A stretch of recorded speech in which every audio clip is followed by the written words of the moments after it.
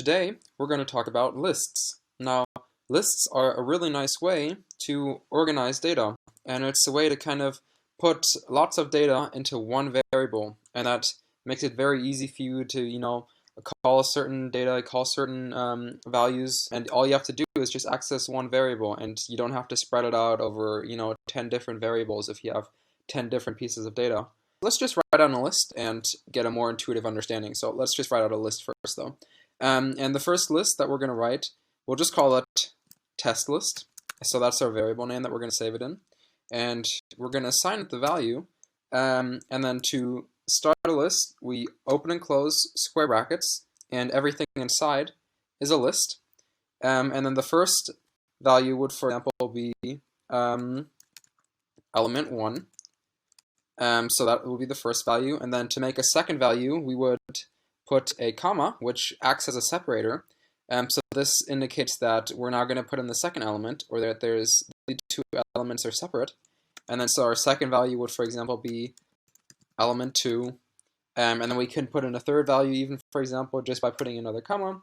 And then we put in element 3. And so this is kind of the general structure of a list, that you start and you end with square braces, and then each element has its own segment, and it's separated by commas. Yeah, so let's just comment this out, and let's leave this up here so that we can always refer back to it and kind of remember. And there's also a way to count through lists, so each element has a specific number. So if we go to the same test list, and we look at the numbers, and then we just make a list by indicating with the square brackets, then the first element would actually have a specific index, and in programming we start counting at 0. So the index of the first element would be 0, and then for the second element it would have an index 1, so now we're just counting up. The third element, for example, would have the index 2. But this isn't really, so right now we've created a list that contains the elements 0, 1, and 2, but we'll also just be referring back to this to kind of look at indexes and accessing elements in lists. So we'll just also keep this up here, and we'll just be referring back to this, and the more we go through the code, the more we go through this lesson, the more this stuff up here is going to make sense, and we'll just keep referring back to it, and yeah, at the end, we'll hopefully understand all of this. Okay, so let's create our first real list. And let's make it interesting, and let's say, well, we want to have, we have, say, 5 students in a class, and we want to group all of their test scores together. So we'll just make a list, and we'll save it in the variable scores. And so the variable scores is going to have the value of the list, and we indicate that we want to start a list by opening and closing square brackets. And now everything inside this is going to be part of the list. So let's say the first student got a score of 70. So then we type in 70. And now the next student, so indicating that the next number is going to be a new element, we'll put a comma. So let's say our next student got a score of 85. Then our next student, so we put in another comma to indicate that now there's going to be a new element. Our next student got a score of 67.5. And then our fourth student, so another comma to indicate that we're now going to put in a new value. Let's say they got a score of 90. And then our last student, so now we have 4 elements and we have 5 students, so we'll just put in another comma. And our last student also got a score of 80. So what we've done here is, in the variable scores, we've saved the list, and so we indicate that it's a list because we open and close square brackets around the values. And the first element has value 70. The second element has value 85. The third element has value 67.5. The fourth element has value 90. And the fifth element has value 80. And we can see that they're different elements because they're separated by commas. And you'll notice here that I put the dot for decimal, so this is all one element. 67.5 is one element, and it's in between commas. So yeah, the commas are the separators here. and the dot is just used for decimal notation here. Okay, so before we continue on, let's just print this out and see what it looks like when we print it. So we'll run this, and what we get is we get the same thing that we see here. So we open and close square brackets around our elements, which indicates that it's a list, and our first element is 70, which we have here. Then we have 85, then we have 67.5, then we have 90, and then we have 80. And now, the cool thing, for example, with lists is that I can access each element individually. So let's say I want to access the first element. Well, how would I do that? So to access an element, you would type in the variable name here, like we have here, and then we would put square brackets at the end. So big distinction, here we have our variable name and then an equal sign and square brackets, which means that we're creating a list and we're assigning a value to this variable, and that value is a list. But if we put the square brackets directly behind the variable's name without the equal sign, that means we want to access an element of that list. And so in programming, we start counting at 0, and so the first element would actually have index 0. So if we want to access the first element, we would put in a 0. So that's also why we have the 0 up here. So the first element has index 0, the second element would have index 1, the third element would have index 2, and so on. But let's just go through a couple of these and get a really nice intuitive understanding. So let's just print this out. Let's see what we get, and then let's make sense of it. So what we get is 70. So why do we get 70? Well, in our print function here, we go into the variable scores, and we say we want to take out the first element, so the element with index 0. That's our first element. And so what we get is all of this gets replaced by the first element here, which is 70. And so that's why we see 70 here. Now, if we say want to take out the second element, then we put in a 1. So our second element has an index 1, since we start counting at 0 in programming. So it would be 0, 1, 2, 3, and 4. Yeah, so if we run this, we're going to get 85, and that's our second element. Now we can do the same thing, for example, to access the third one. So the third one would have index 2, so 0, 1, 2. And so this would give us our third element. Our fourth element has index 3, so 0, 1, 2, 3. Index 3 corresponds to our fourth element. And so we get 90, which is our fourth element. And our fifth element has index 4, so 0, 1, 2, 3, 4, which is our fifth element. So we get 80, which is our last element, or the fifth element. Now, let's say we don't have a list like 5 here, but let's say we have a list of 100. Rather than typing in 99 here or something, if we had a list of 100, to access the last element, we could also just type in -1.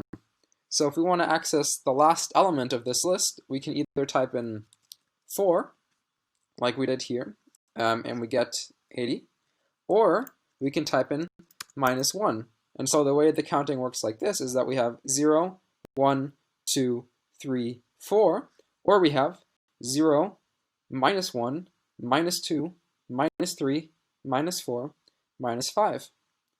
So let's just see this. So we can see that we also get 80 here. And what we're doing is we're just kind of counting backwards now. So if we put in -2, for example, we'll get the second last element, which is 90. So the last element, the last element. -3 would give us the third last element, which is 67.5 here. -4 would give us the fourth last element, which is 85. And -5 would give us the fifth last element, which in our case is also the first element, which is 70. So -5 and, for example, 0 both correspond to the same element right here. But they don't always have to, because -5 means the fifth last, and 0 means the first element. But in this case, they're the same. So what happens, for example, if we put in -6? well, we're going to get an error, and that's because we're trying to access the sixth last element, but there is no sixth last element. And so the error that it tells us is list index out of range. But what that means in human speak is that we're trying to access something that's not in our list. So the element is not in our list. We're trying to access something that's too big. So there is no sixth last element, and so we can't access it. We would get the same thing if we put in 5. So 0, 1, 2, 3, 4. So our last element has index 4. And now if we try to call index 5, well, there is no index 5. So we're going to get the same error. And this may be important for you to, at least know or have in the back of your mind for later. Because if you ever see this, then you'll know, the number that I'm putting in here, it's too big, and it can't find it inside this list. So it's also important that the numbers inside here correspond from the starting and all the way to the end value of the indices. So you always start counting at 0. That's always your first value. And then your last value is just, you can just kind of count it out, or it's the number of elements minus 1, since we start counting at 0. So if we have 5 elements, for example, then the last index would be 4. So 0, 1, 2, 3, 4. So those are all the numbers that would fit in there. Another cool thing that we could do, for example, is we can access multiple numbers. So we can kind of pick out a subsection. So let's say we want to access the first and the second element. Well, what we can do is we can say, well, we want to start at 0, and then we want to go up to, and now it's to indicate that we want to go up to, but not including, is a colon. So if we type in our variable name and then put the square brackets behind it, indicating that we want to access an element, and then we put in our starting value, and we go up to, but not including. So if, let's say we want to get out the first two values, we want to go 0, 1, so we want 0 and 1, which means we go up to, but not including 2. So this would be, we start at 0, and this colon here means that we go up to, but not including 2. So we would have 0 and 1. So if we run this, what we get is we get a smaller list here that contains the first and the second element.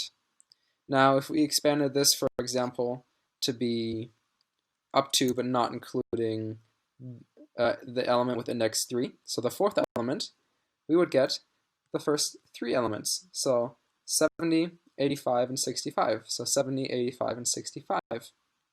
Now, let's say we don't want the first element, but we want to start the second one. Well, then we just change our starting value to the corresponding index. So to take, for example, the second element, our starting value would be index 1. So 0, 1, and we go up to, but not including index 3. So 0, 1 is where we start, 2 including, and 3, so up to, but not including this index, or this element. So what we're going to get is we're going to get 85 and 67.5 in a smaller list. Now, if we want to start somewhere in the middle, let's say we want to start at our third element, so we put in 2, and we want to go all the way to the end, well, we just take away the ending value. And what we're going to get is we're going to get our starting value, and then we're going to get the list all the way to the end. So in this case, we start at index 2, so 0, 1, 2, and then we go all the way to the end. So this one included and this one included. And now we reach the end of our list. And so what we get is everything starting from the third element, so the element with index 2, all the way to the end of our list. So if we, for example, started with the element with index 1, so our second element, so 0, 1, we'll get everything starting from the second element to the end of the list. Cool. Okay. So let's just comment this out so that we don't see any output later. And now lists have a lot more cool features. So for example, something else that I can do with lists is that I can change the values inside. So let's say, oh, my student got a score of 70, but he also answered the bonus question, which gave him 5 extra points. so I have to correct the score of the first student. So what I'm going to do is I'm going to go in and type in my variable name, which contains the list, and then I'm going to access the first element just like I did up here. So I access it by putting the square brackets around the variable name, and then putting the index of the element that I want to access, and then I'm just going to assign it a new value. So in this case, it would be 75 because he got the 5 extra bonus points. And now, if we print scores, so if we print our variable which contains the list, what we're going to see is we're going to see our first element has a value of 75 rather than 70. So if we print scores before and after the change, then we can compare it. So we started at 70, and now here we access the first element, which we did by putting the square brackets behind the variable that contains the list, and then putting the index of the element here. In this case, element, so index 0, and we change the value to 75. Now we can also change the value to 65, for example, like we did here. We can change it to 6. We can change it to 6.0. All of this is going to work. We can even completely change it. We don't even have to keep it as a number. We can also change it to a word, for example. So this wouldn't really make any sense right now for scores, but we could technically also just put in hello, for example. And so what we see here is one of the really cool things about lists is that lists don't have to have one specific type. Like just because one of these elements here is a number, that doesn't mean the rest have to be numbers. So like we see here we have a string, here we have an integer, here we have a floating point number or a decimal number. So each element is different. And that's also really cool and useful to remember, so you can kind of group relevant information. And as long as you can make sense of it, it doesn't really matter what they are. So each element can be different. The whole point of lists is to help you group your data together and have it in a nice, accessible format for you. But let's just keep it at numbers for now. So we'll put it back to 75. Okay. Cool. So now what happens, for example, if we want to take out some numbers? So let's say our second and our third students don't want to have their test scores counted, so we have to remove them. How are we going to do that? Well, we can do it just like we did here. So we're going to go into the variable that contains our list, and we're going to access the elements that we want to access. So in this case, we would start at 85, and we want to go up to, but not including, the 90. So that would be, we start at 85, which is 0, 1, and we go up to, but not including, 0, 1, 2, 3. So the fourth element, which has index 3. So we go, and we access the element starting at index 1, and we go up to, but not including, the element with index 3.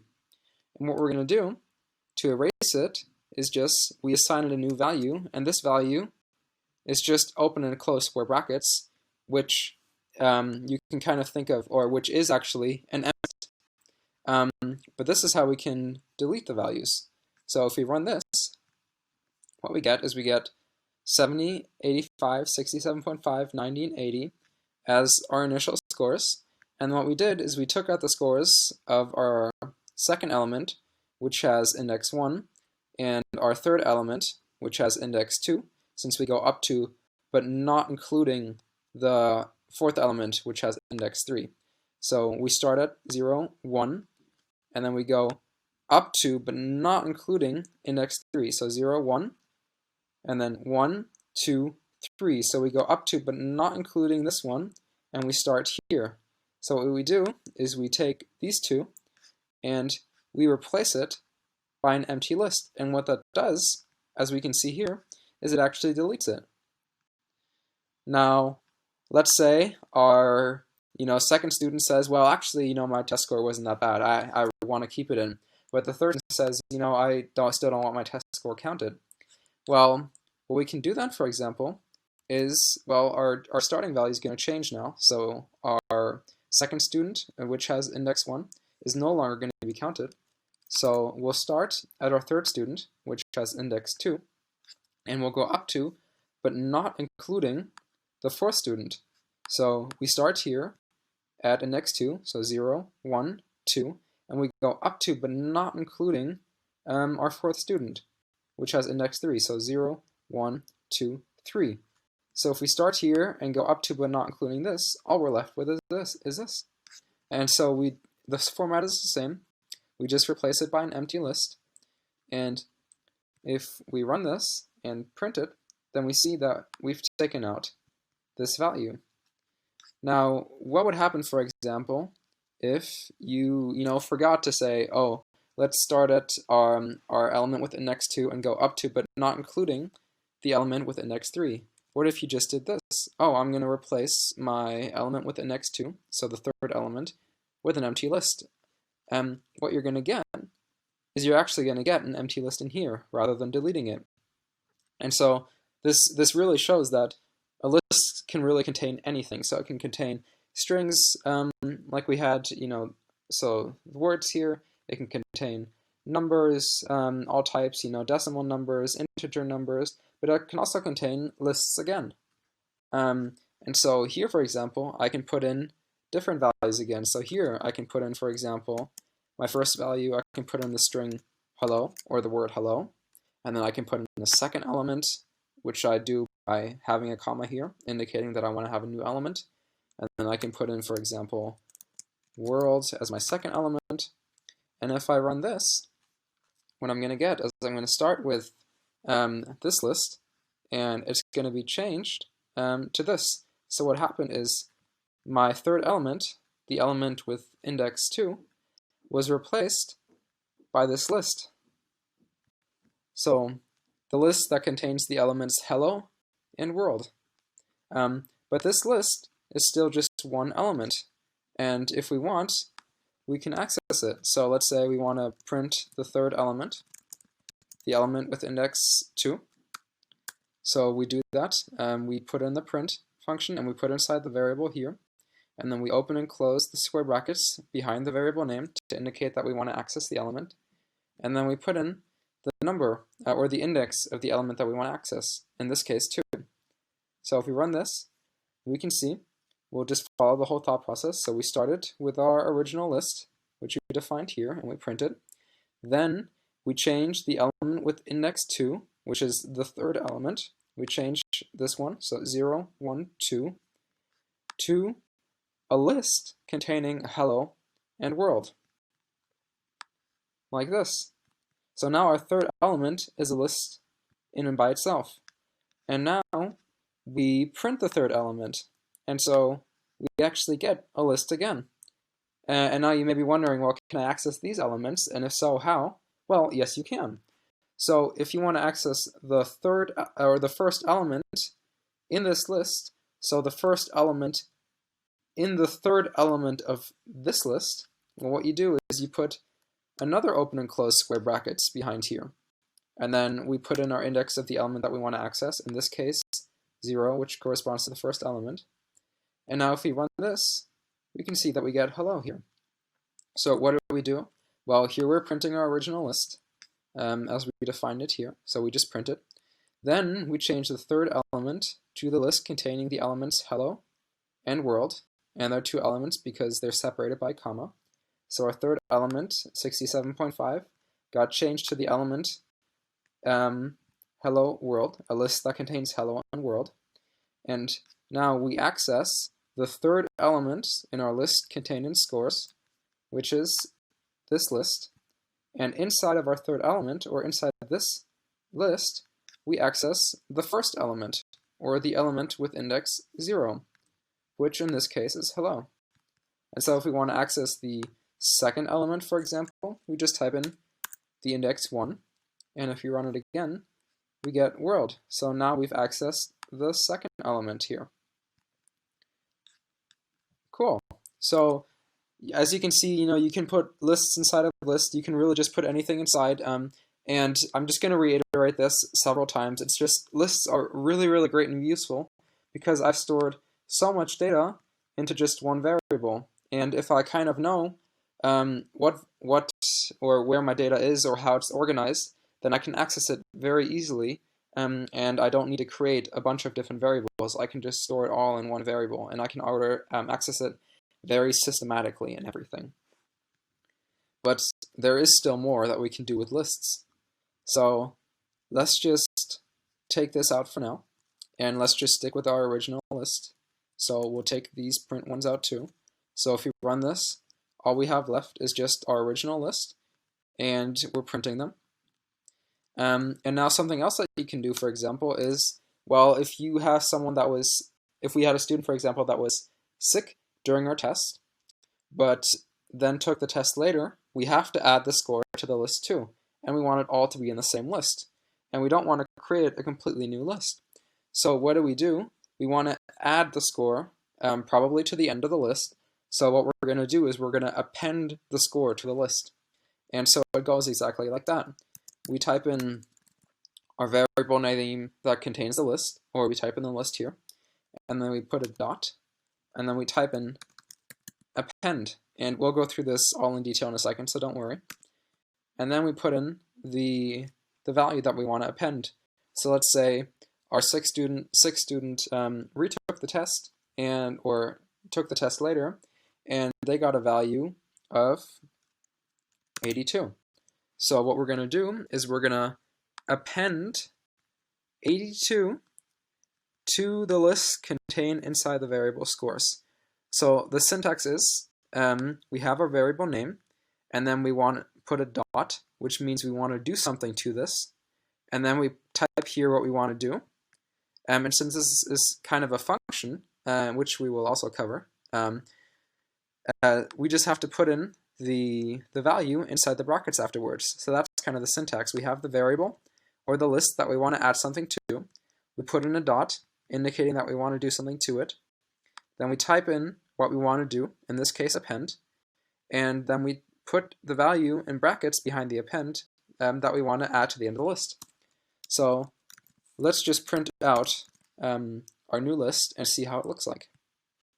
So we can see here, this is our original list that we created that we print up here.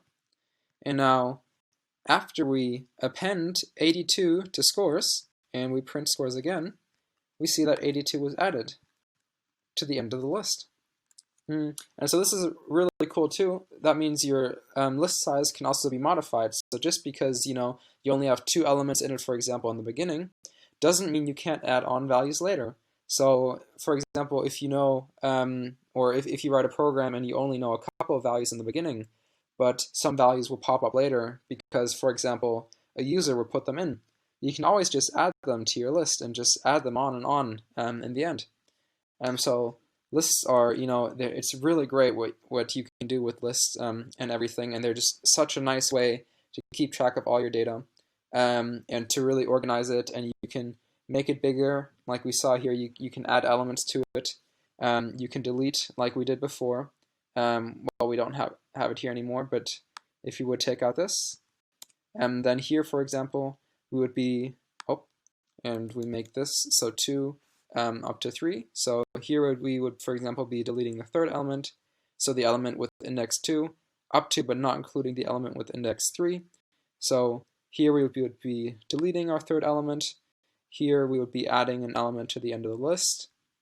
We also looked before at how to change elements, how to modify the data inside.